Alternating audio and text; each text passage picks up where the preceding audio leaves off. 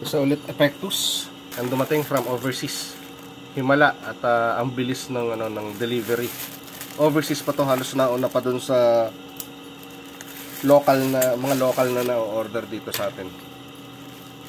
Pag local 5 days. Ito talagang kagilagilalas dahil March 17 nung in-order ko to. Tapos ito dumating ngayong 20. 3 days lang. Eh tinalo pa yung local. Yung mga overseas to ha.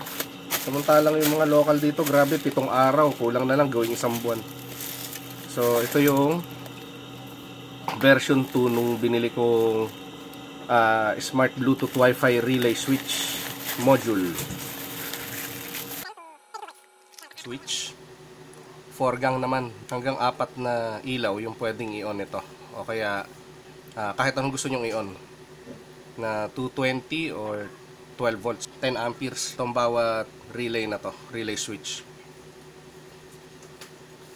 Yan, tapos dito mo ikakabit yung wire papunta dun sa ilaw o kaya sa motor. Bali 7 ang nakalagay dito sa seller, do sa specs, 7 to 32 volts yung pwede mo isaksak dito. Meron din siyang Type-C connector USB.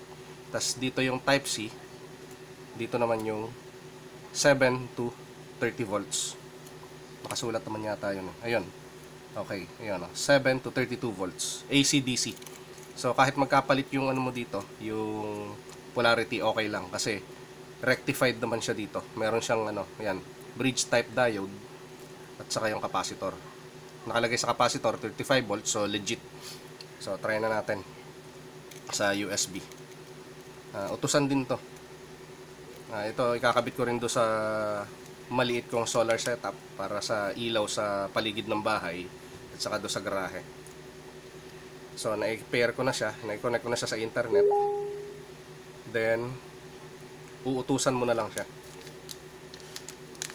Try muna natin yung mano-mano na switch kasi ito pwede mo dito siyang i-on pero hindi advisable kasi lalo na pag na-enclose na natin to sa box. Yan.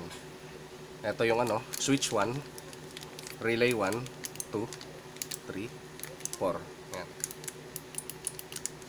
Pwede rin natin dito sa eWeLink. Yan, da-download mo yung app sa Play Store. Yan, quad switch ang nilagay ko na name. Ito yung switch niya.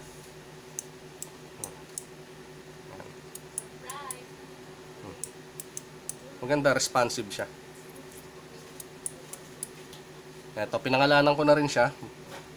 Momentary lang ng switch 1 at saka switch 2. So, kunwari, i-close na natin yan. I-close natin lahat ng app, ng application. Off yung cellphone, yung screen. Then, ito. Voice command. Hey Google, turn on switch 1. Alright, turning the switch 1 on. Hey Google, turn on switch 2. Got it, turning on the switch 2. Subukan ko naman na magkasabay na kasi gusto ko ngayon ng sabay yung dalawa. Hey Google, turn on switch 3 and 4. Alright, turning on 2 switches. Pwede. Tapos ito, gusto kong patayin lahat ng switches. Okay. Hey Google, turn off quad switch. Okay. Masunurin. Okay, turning off the quad switch. Mas masipag siya sa mga anak nyo. Ito pa. Hey Google, turn on quad switch. Sure, turning the quad switch on. Hey Google, turn off switch 4 and 1. Galing. Alright, turning off 2 switches. Hey Google, turn off switch 3 and 2. Sure, turning 2 switches off. Galing. Nice. Ito, pwede sa solar dahil syempre 7 to 32 volts. So kung yung solar natin syempre pag gamit natin yan magdamag, lalo sa gabi. Pahina ng pahina yung voltahe, kaya kailangan talaga natin yung auto volt nito. Kasi 'di ba sa mga lithium hanggang 11.5 volts yung ano niya, yung lobat niya. So kaya niya pa rin. Tsaka ang baba lang ng konsumo niya. Halos ano lang siya, nasa 1 ampere lang. Wala pa. Siguro sa watts nito mga ano, siguro mga around 1 or 2 watts. So ayos.